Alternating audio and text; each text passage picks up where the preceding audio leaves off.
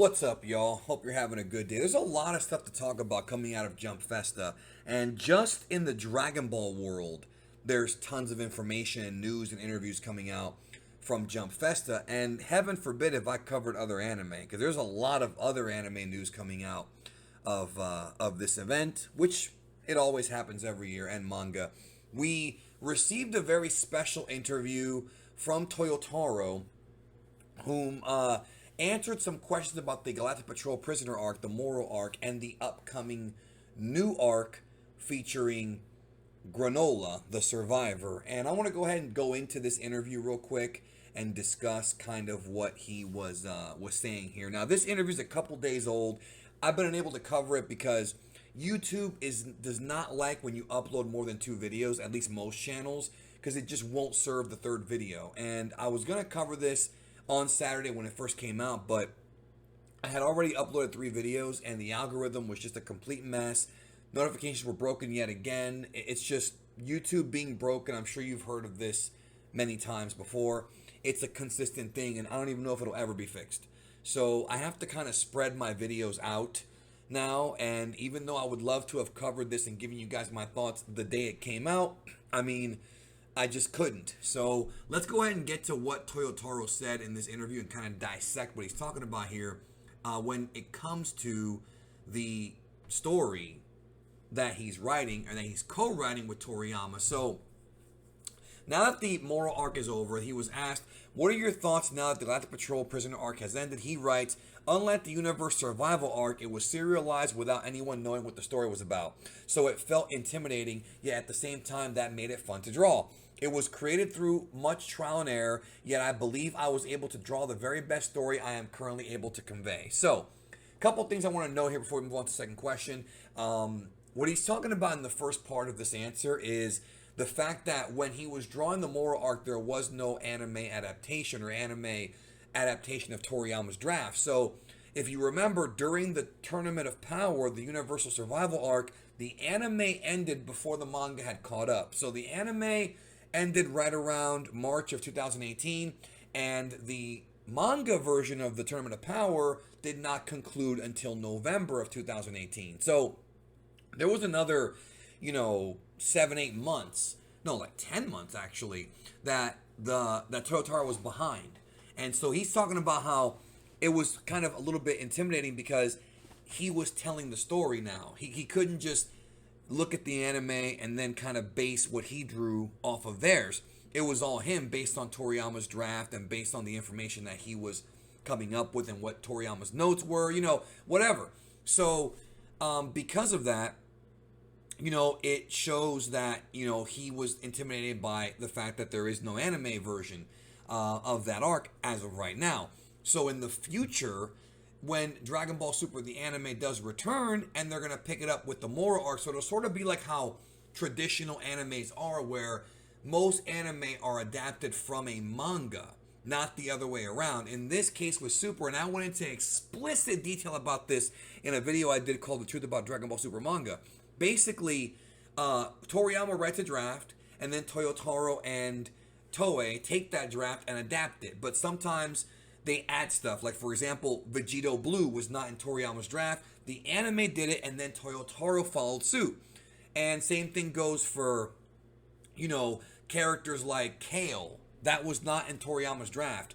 Ribrianne's thin form, when she's not the big girl, that's also not one of Toriyama's original characters. So, Toyotaro, as I've stated before, is getting more and more power. And notice how here he says, I believe I was able to draw the very best story I am currently able to convey.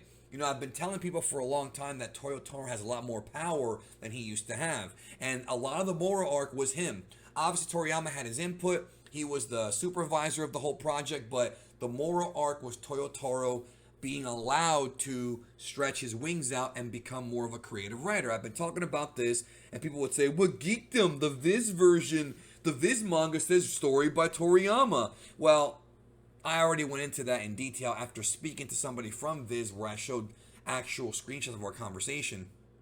And the reason why they do that's because of Shueisha's marketing strategy, where Toriyama being involved, Toriyama's name sells money. Toriyama's name prints money. So they're going to keep the guy involved as much as possible. I mean, he's an older guy now, but he's not dead yet. And they're going to keep kind of milking Toriyama's name for a while. So they're going to put his name on everything.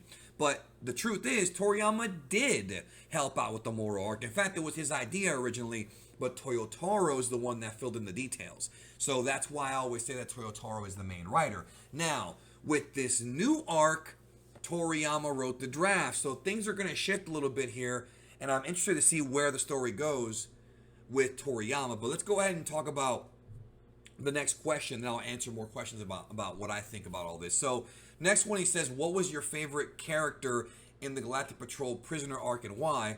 The answer, there were a whole bunch of Galactic Patrolmen who appeared this time around. I love them all, even the nameless background characters, but Miris would have to be number one.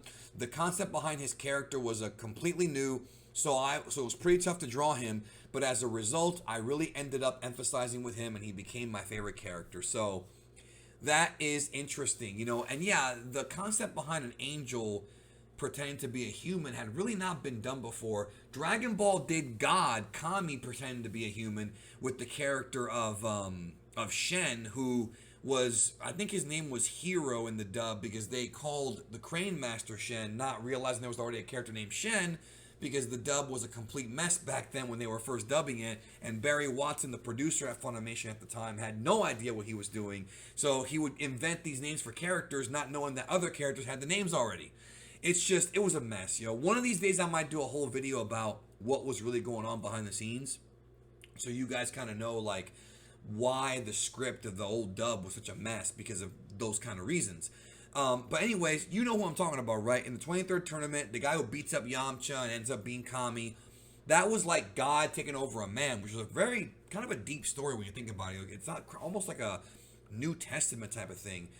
Maybe a little homage to the New Testament from Toriyama, but this is an angel who is an angel disguising himself as a human, like the Preacher's Wife. I made that comparison before. If you've never seen that movie, The Preacher's Wife or City of Angels, it's a story that's been told time and time again, where you have an angel pretending to be a human, or hiding as a human. But it was the first time in Dragon Ball we'd ever seen that.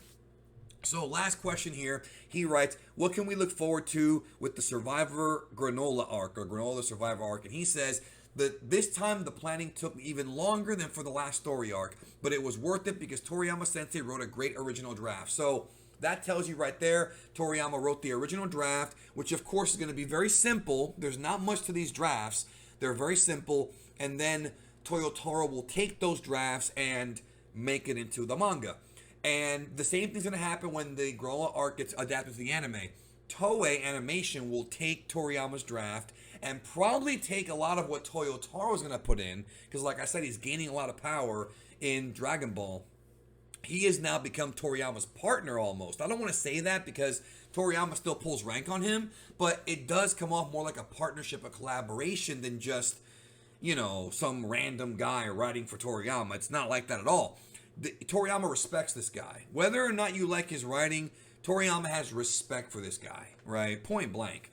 And so Toriyama writing the draft is going to be interesting, because I wonder if it's going to have more comedy, if it's going to evolve the story. I'm very curious about where they're going to go with this Granola Arc, because I do think the Moro Arc came out outstanding, and I think a big reason for that's because Toriyama gave Toyotaro a bit more room to write, right? Moving on, he goes on to say, I can't say what the story's about yet, of course not, but there will be plenty of twists and new revelations to get everyone excited. Now that is exciting. That is exciting for me, because I've got a couple theories about who this guy is, and I've got one that really could be a bombshell one, and I know a lot of people make their theories and this and that. I'm going to hit y'all with one that I think y'all are going to like, and I might be wrong, but I've thought about it, and I'm trying to see if there's any holes in my theory, trying to figure things out, because whenever I come up with a theory, I want to make sure that it is, it's well thought out. I don't want to just come up with a dumbass theory that has a bunch of holes in it, like a lot of people seem to do, and it can be debunked in 2 seconds. I want it to be something that actually is tangible. So I'm going to think about it a little bit more before I drop that video. But he says, but the new twist could be a big clue here. Things are going to heat up hotter than ever before, so be sure to check it out. So that to me makes me think that what I have in mind could actually be the case. And I'm excited. Obviously, it's all marketing, guys. They want us to get excited. They want us to get hyped up. But, and of course, it's Toyotaro's work. So, of course, he's going to say, oh, it's going to be great. You know, me and Toriyama came up with this. I'm sure they're going to think it's great. But I think he believes it. I really do think Toyotaro believes it. So before we close out this video, I wanted to highlight here just what they showed. And there's no information here about the character. They're going to keep it very hush-hush. This is the colored version of Granola. Again, you know, silvery hair like Miris, right? His flesh is not as... It doesn't look to be as colored the same way as Miris's is. But I know some folks have been saying he might be an angel. And that's certainly a possibility. I've heard people say he might be a Sephorian, a.k.a. a Tuffle. Again, there's a lot of...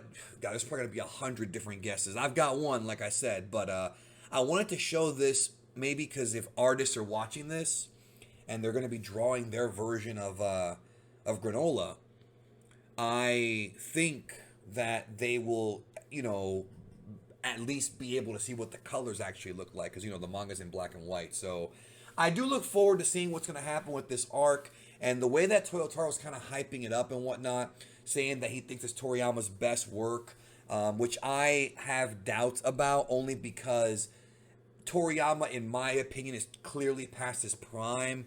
I think his prime as far as a Dragon Ball writer was between the Piccolo arc to about the Frieza saga, maybe the Saiyan saga, I would say, because the Frieza saga has some issues, you know, here and there. But those are my favorite arcs, my favorite time period for Dragon Ball.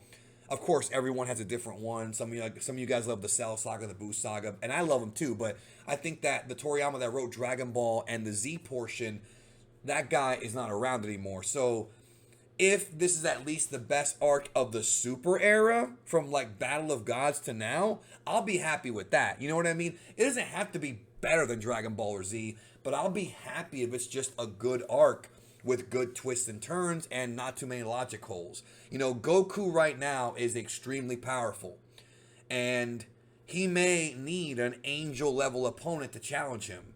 So maybe y'all's theory about this guy being an angel may be true, but if so, who is he? I got an idea. I don't want to tease you, but I do have an idea, and I can't wait to share it with you guys in an upcoming video.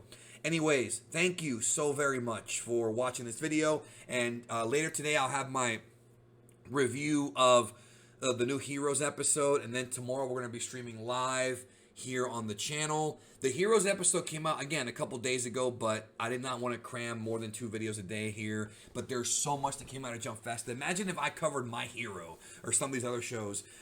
There's just Jujutsu Kaisen got another announcement. There's a lot of stuff going on. Jump Festa every year is like this, and YouTube unfortunately is like penalizing you if you upload too much. Literally, that's what they are doing. I think Mr. Beast talked about it. Otherwise, I would have had like 5 videos for you in one day, which may have been too much for y'all, but whatever. You know, it's content, it's news, and it's a lot of news. I'm exhausted, y'all. If I'm being honest with you guys, I'm exhausted, and there's still more work to be done. So, anyways, thank you. I hope you have a great day, sincerely, and we'll talk soon.